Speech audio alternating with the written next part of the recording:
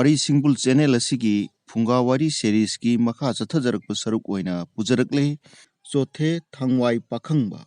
Thaina mamangaida khulakpa amagi amata poksabi machanupi ama leirami.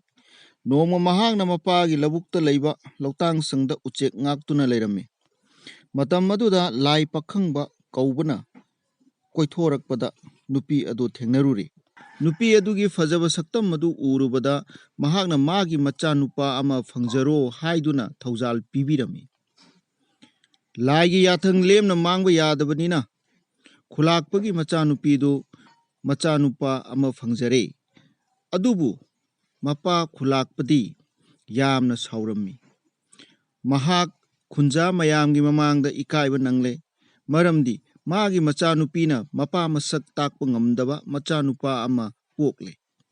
Machanupina angang ado saklon puba ngamba lai pakhang amana bibirambani haije.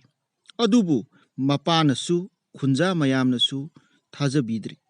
Nongma haukibana nupa machado koi chen sanaba makhongna chattuna mamagi matung inba ngamlakle.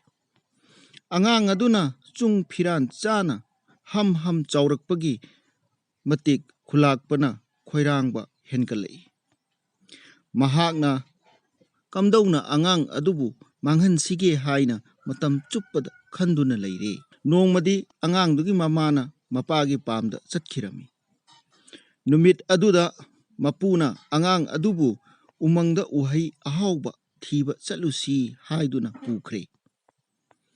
Mahakna chingmai angambada mang thaduna hana kakhatlaga angangdu kakhalau hairami. Angangduna matung induna kakhalakpada mapuna mathaktagi nungdum ama ani sat inthai. Adubu angang adugi manak yaurakpada lasing mapongum yangki.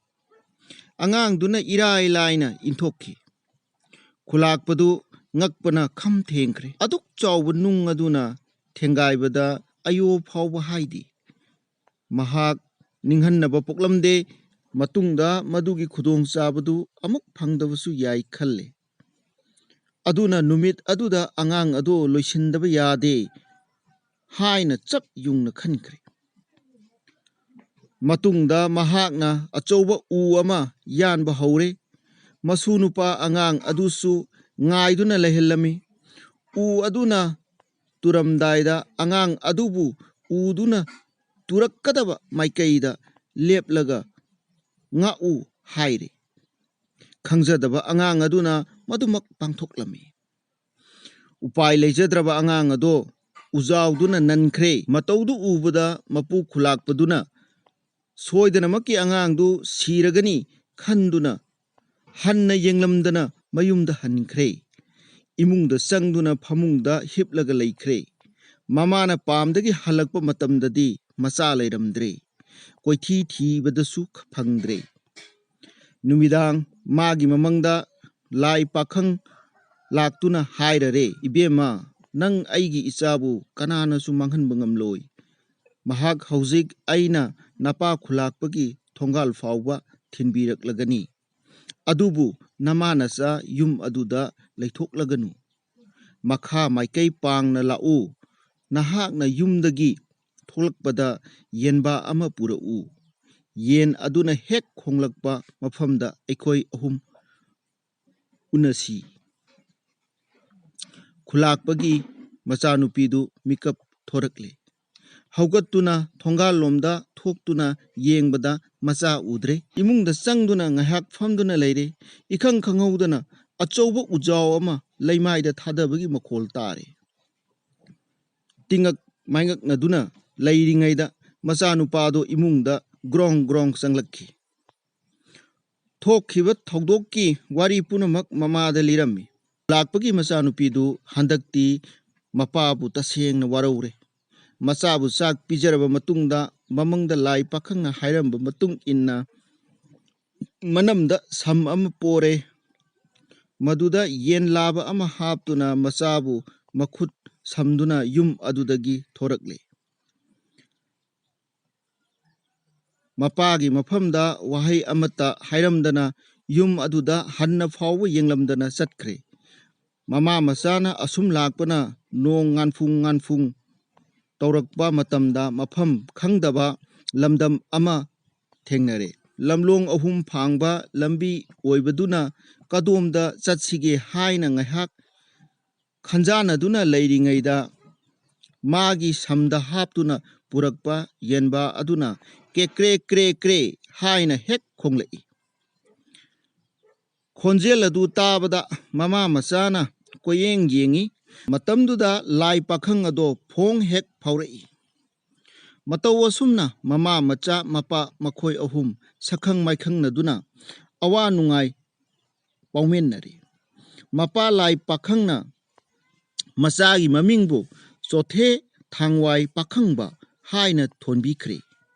Kumja kumsing khara khul amada saidangduna leiruro. Nupa macha asina sarep kangdong faduna mapung marai faraba matamda soidanamak kege moirang leipakta ningthau oihangani hairamle. Asumna ngaihak pukmen paumen naraga mapa lai pakhang ado mangkhre. Asomdana kamdauri khulakpa aduna ngarang ahing takhiba ujaw urel tubagi makhol aduna maram oiduna inung ngalaba fawbada haugattuna thong hangdokkani haiba kawkhre. Phamung thakta phumbangnaduna leire. Khunja nupa mayamna hauduna khulakpagi mayumda lakle. Madudadi khulakpagi sumangda achouba upalama masa marenga loinana taduna leibadu ure. Khunja mayam ngakpana kham thengkhre khulakpa hugdokle mahakna yengluba matamdadi ngarang mahakna yanthuramba masunupa angangbu nanduna tuhauba upaldu oiramme. Pakhaladuna ningol kada changduna machanupi kaurubadadi machanupi leiramdre. Afafatta achummaran kupna wakhal khanthaduna achumba warep lawba ngamdaba minungsi khangdaba khulakpa do machanupi kaina maisa langduna wana chakna punsi lenkhi. Minungsi khangdaba singdi awa potloi oigalli. Matang asida wari macha asi loisinjari. Mathangi warida amuk unarasi ngasigi oinadi kainandaba yathang nijari.